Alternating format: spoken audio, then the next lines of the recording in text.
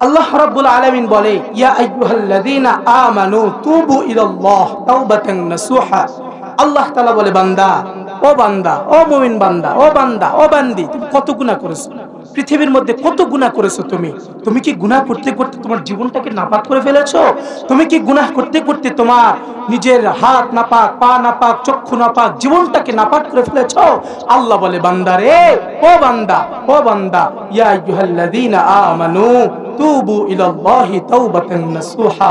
আল্লাহ বলে, বান্দা, ও ঈমানদারগণ, তোমরা আমার কাছে তওবা করো, আমি আল্লাহ তোমাদের তওবাগুলোকে কবুল করে নেব, আমি আল্লাহ তোমাদের তওবাগুলোকে কবুল করে নেব।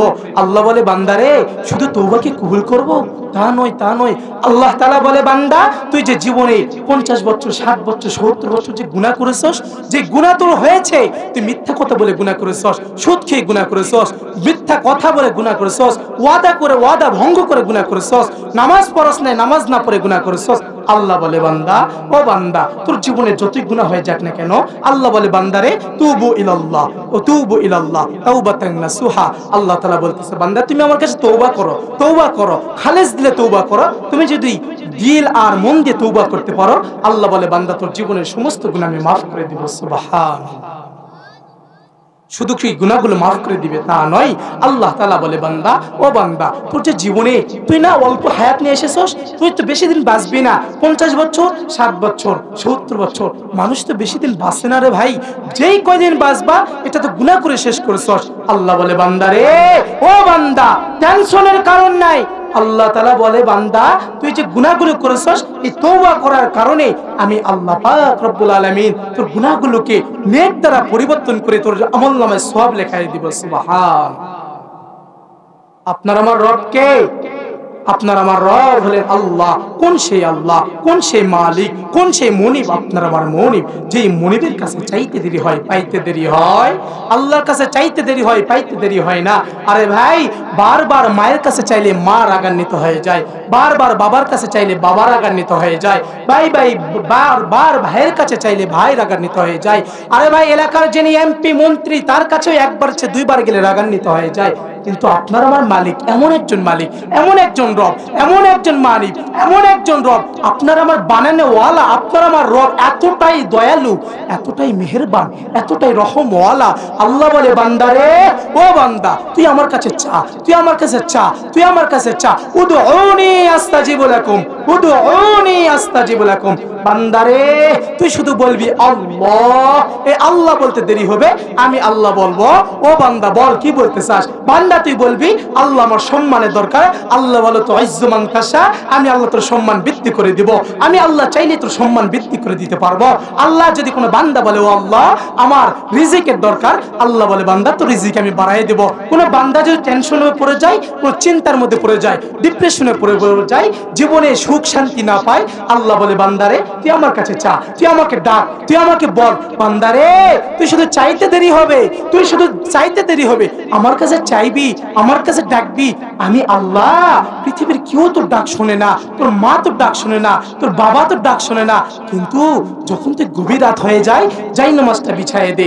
রাতের গভীরে যখন সবাই ঘুমিয়ে যায়, সে থাকে একজন, তিনি হলেন আল্লাহ, তিনি হলেন আল্লাহ। আল্লাহ তখন ডাকে, বান্দারে, তুই আমারে ডাক, তুই আমারে ডাক। তখন বান্দা বলে, বান্দা।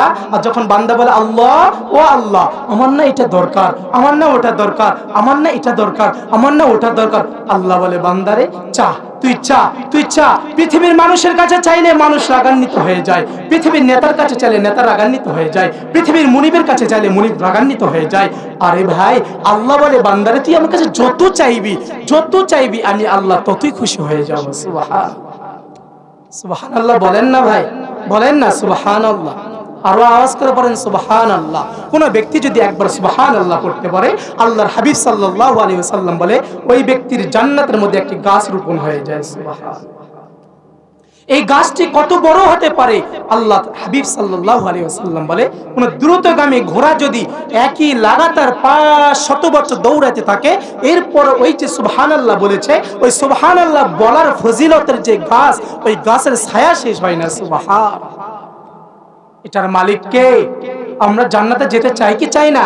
আল্লাহ বলেন তো, যদি আল্লাহ পাক মুহাব্বত করে ভালোবেসে যদি আমাদেরকে জান্নাত দিয়েই দেয়, আমরা কি যাব?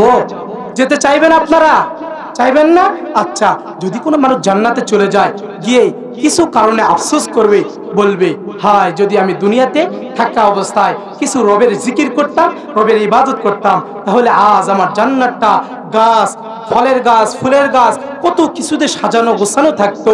কিন্তু মানুষ সেদিন আফসোস করবার বলবে হায় আমি কেন করলাম এটা, কেন করলাম এটা। সেদিন আফসোস করে আর কোনো কাজ হবে?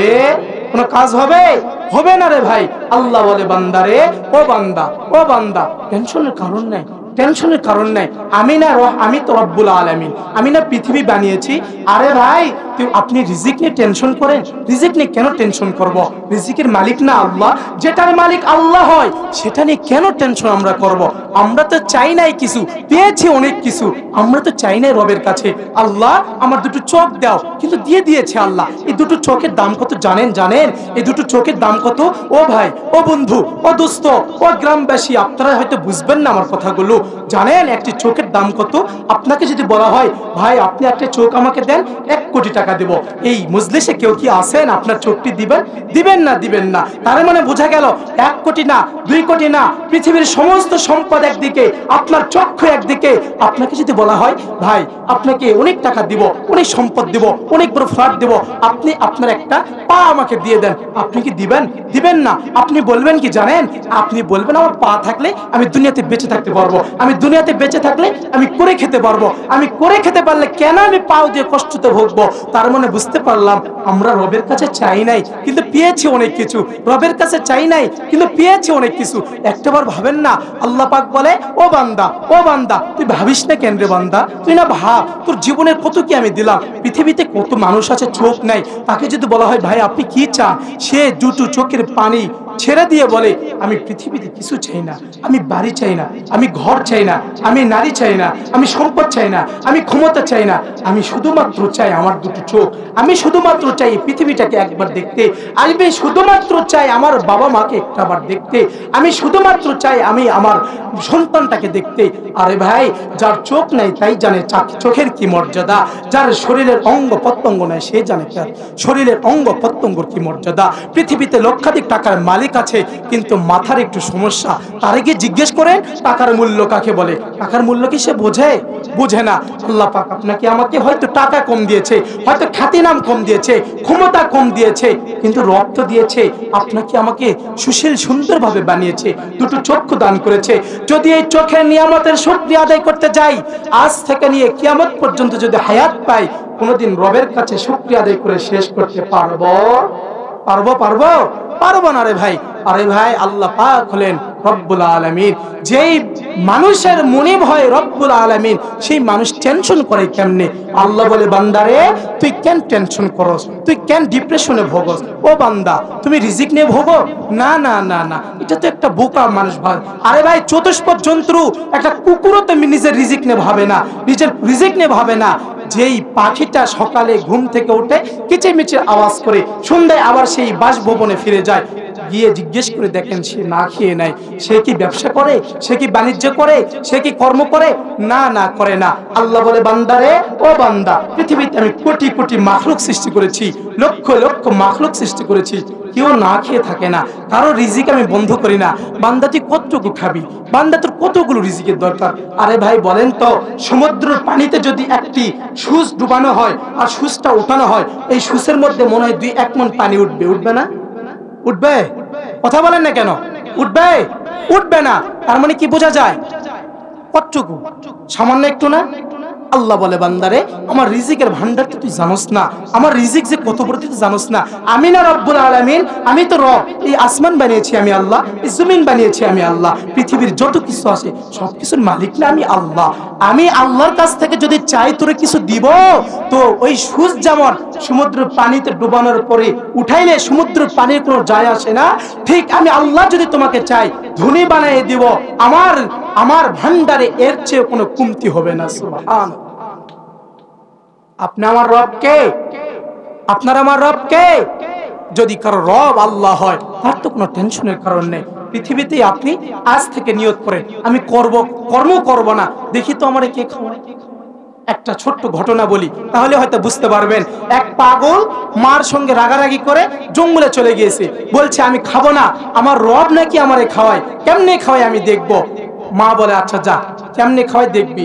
তো মা, সন্তান যখন চলে গেছে জঙ্গলে, গিয়ে জঙ্গলে বসে আছে সন্তান, মায়ের যেহেতু মায়ের অন্তরটা না অনেক নরম, সন্তান যে খায় না এর জন্য মায়ের অনেক কষ্ট হয়। নারে তাকবীর। প্রধান আকর্ষণের আগমন ইটালিবাসীর পক্ষ থেকে, যুব সমাজের পক্ষ থেকে, মহাদেবপুরবাসীর পক্ষ থেকে।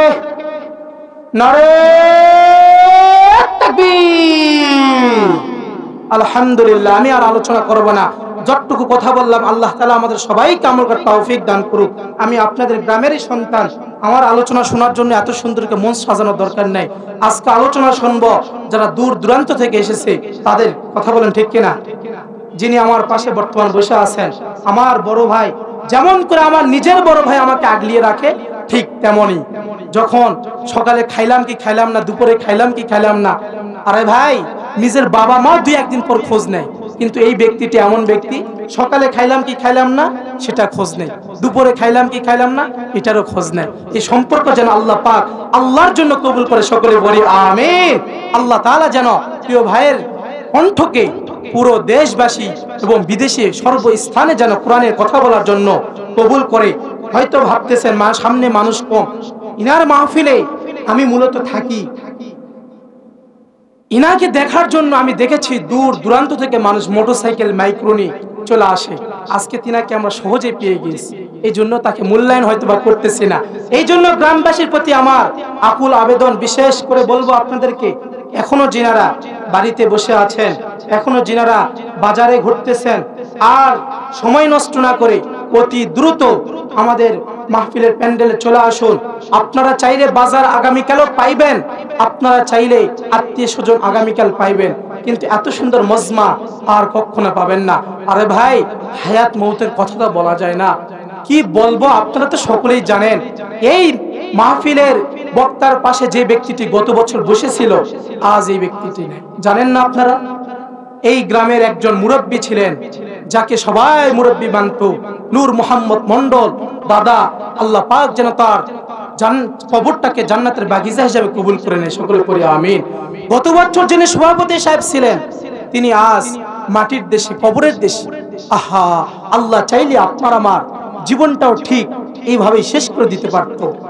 আজ আমরা মূল্যায়ন করতেছি না সময়টাকে, আজ আমরা বুঝতে চাচ্ছি না জীবনের হায়াতটাকে। একদিন বুঝে আসবে যেই দিন আর সময় আমরা খুঁজে পাবো না। ভাত থাকতে দাঁতের মর্যাদা না দান করলে যখন দাঁত চলে যাবে তখন আর চাইলেও আমরা পাবো না, সেদিন আফসোস করেও আর লাভ হবে না। এই জন্য প্রিয় ভাই, যারা বাইরে ঘোরাফেরা করছেন, আপনাদের গ্রামের সন্তানেরা অনেক কষ্ট করে রাত দিন কষ্ট করে এত সুন্দর একটা আয়োজন সাজিয়েছে, এই জন্য আপনারা সকলে চলে আসুন। এখন আমাদের সামনে মূল্যবান তাফসীর পেশ করবেন প্রধান আকর্ষণ আজকের মাহফিলের বিশিষ্ট ইসলামী চিন্তাবিদ মুফাসসিরে কুরআন হযরত মাওলানা ওয়ালিউল্লাহ সিদ্দিকী, হযরত মাওলানা ওয়ালিউল্লাহ সিদ্দিকী ফাজাইলে দারুল উলুম মাইনুল ইসলাম হাটহাজারী চট্টগ্রাম, হযরতকে তার মূল্যবান নসিহত পেশ করার জন্য সবিনয়ে অনুরোধ করছি।